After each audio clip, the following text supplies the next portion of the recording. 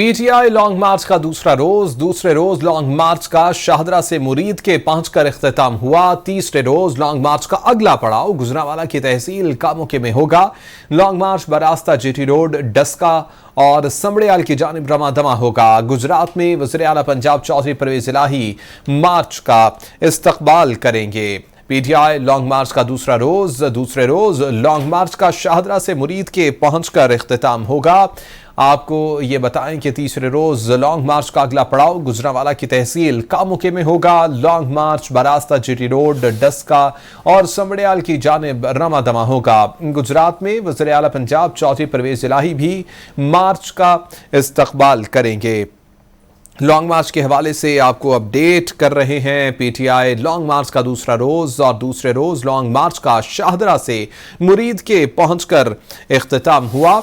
तीसरे रोज लॉन्ग मार्च का अगला पड़ाव गुजरांवाला की तहसील कामोके में होगा। आपको ये बताएं कि लॉन्ग मार्च बरास्ता जीटी रोड, डस्का और समड़ियाल की जानिब रवाना होगा। गुजरात में वज़ीर आला पंजाब चौधरी परवेज इलाही मार्च का इस्तकबाल करेंगे। पीटीआई लॉन्ग मार्च का दूसरा रोज, जिसमें लॉन्ग मार्च का शाहदरा से मुरीद के पहुंचकर इख्तिताम हुआ। तीसरे रोज लॉन्ग मार्च का अगला पड़ाव गुजरांवाला की तहसील कामोके में होगा। लॉन्ग मार्च बरास्ता जीटी रोड, डस्का और समड़ियाल की जानिब रवाना होगा। गुजरात में वज़ीर आला पंजाब चौधरी परवेज इलाही मार्च का इस्तकबाल करेंगे। पीटीआई लॉन्ग मार्च का दूसरा रोज, आपको बताते चलें कि दूसरे रोज लॉन्ग मार्च का शाहदरा से मुरीद के पहुंचकर इख्तिताम हुआ और तीसरे रोज लॉन्ग मार्च का अगला पड़ाव गुजरांवाला की तहसील कामोके में होगा। मुरीद के से अपडेट्स हासिल करेंगे। साजिद हमारे साथ मौजूद हैं, नुमाइंदा कैपिटल टीवी। साजिद ये बताइएगा कि आज के दिन में लॉन्ग मार्च मुरीद के पहुंचा है, यहां पर क़याम करेगा, कल यहां से रवाना होगा। कैसा रहा आज का दिन ओवरऑल? क्या आप कहेंगे कैसा इस्तकबाल किया गया और कल के लिए क्या तैयारियां हैं? ऐसा है जी कि जैसा कि आपको पता है कि शदरा में कल रात इसका इख्तिताम हुआ था। शदरा से इसमें 11 बजे शुरू होना था, जिसकी तखीर होते हुए तकरीबन ये कह लें कि 4 बजे 4:30 बजे जो है ना वहां से शुरू हुआ और ये दोबारा राना टाउन पर मरीज के पहुंचा नहीं। उससे पहले ही इसको जो है ना वो मौखर या इख्तिताम कर दिया गया। इसका खाली कंटेनर और चंद जो वहाँ के उसके इंतजामिया थी कंटेनर की, वो मरीज के पहुंची है तकरीबन 10 बजे। इसलिए उन खान साहब का इस्तकबाल जो है वो मरीज के में कल सुबह 11 बजे उसके इंतजाम किए जाएंगे। अच्छा साजिद, ये बताइएगा कि आज के हवाले से ये कहा जा रहा था कि कामों के पहुंचकर आज के दिन का इख्तिताम होगा। क्यों इतनी सुस्त रवि का मार्च शिकार है कि सिर्फ अभी मुरीद के पहुंच सका है? और कल के लिए ये बताएगा कि कल का क़याम, कल का पड़ाव कहां पर जाकर होगा? जी, जो हमारे सुनने में आया है, जो हमने यहाँ कंटेनर से और यहाँ पर जो लोकल इसकी इंतजामिया थी और यहाँ की लोकल क़यादत थी, वो जो बता रही थी कि गुजरांवाला में रुकेगा, लेकिन ये राना टाउन पर ही उन्होंने इसका इख्तिताम कर दिया। ये एक ट्वीट से चला था जो चौधरी फवाद ने किया था कि इस वक्त इस लॉन्ग मार्च को हम खत्म कर रहे हैं, कल 11 बजे मरीज के से दोबारा शुरू किए, जिसका ऐलान तकरीबन 7:30 बजे हो गया था।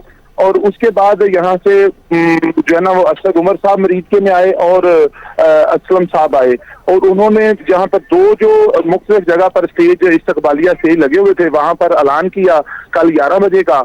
और मतलब एक अहम मीटिंग और अहम पेशरफ्त और ये कह के लॉन्ग मार्च जो है वो कामयाबी की तरफ जा रहा है, इसलिए खान साहब को मतलब किसी मीटिंग में जाना था, इसलिए इसको आज के दिन यहीं पर हम इख्तिताम करते हैं। कल यहाँ से तीसरा मरहला जो है वो मुरीद से शुरू किया जाएगा। जी अच्छा साजिद, ये भी बताइएगा कि मुरीद के में रुकने के लिए, यहाँ पर कारकुनान के रुकने के लिए क्या क्या इंतजामात किए गए हैं? कहाँ पर क्या कोई कैंप्स लगाए गए हैं? किस तरह यहाँ पर रात गुजारी जाएगी? और कल सुबह के लिए क्या शेड्यूल है? रवानगी कब से मुतवक्के है? जी, मरीज के में कोई भी कैंप मौजूद नहीं है और कंटेनर के साथ कोई भी कारकुन मरीज के नहीं पहुंचा।